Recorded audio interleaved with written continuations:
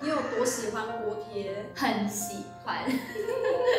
大家好，我是林秋玲，欢迎来到 Peace and Yummy 厨房。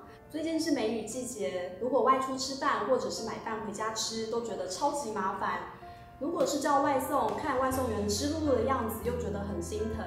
今天我们就要教大家轻轻松松半小时内出菜。我们要做素的锅贴，还有素的酸辣汤。那在料理之前呢，跟大家分享一个讯息，就是在影片的下方有一个超级感谢的功能，大家可以用小额的捐款来赞助我们拍摄更多优质的素食料理影片哦。那我们就开始料理吧。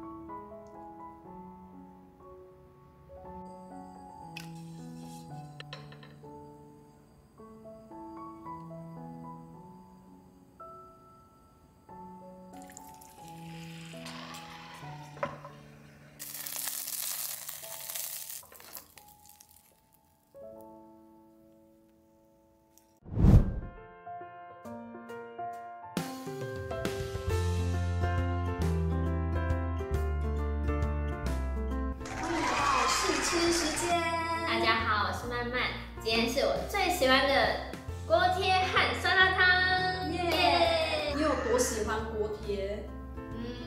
很喜欢。该怎么形容呢？就是有锅贴我就不会选水饺。但是我的汤没有用的很勾芡哦，因为我不大喜欢这么勾的汤。这个酸辣汤料很多酸辣汤。而且都是素的哦。这是上次那个冬笋是吗？这个是绿竹笋，绿竹笋比较贵，现在丢席很好吃。这个豆皮是不是豆包的这个是不是长得很像蛋，模仿蛋的感觉，蛋花的感觉。赶快搭配煎饺，不是煎饺，搭配锅贴。锅贴，煎饺跟锅贴差在哪里啊？应该锅贴是长条的吧，而且有一个很卡的声音有一个恰恰的声音，好好吃哦，那好吃是我最喜欢的高丽菜。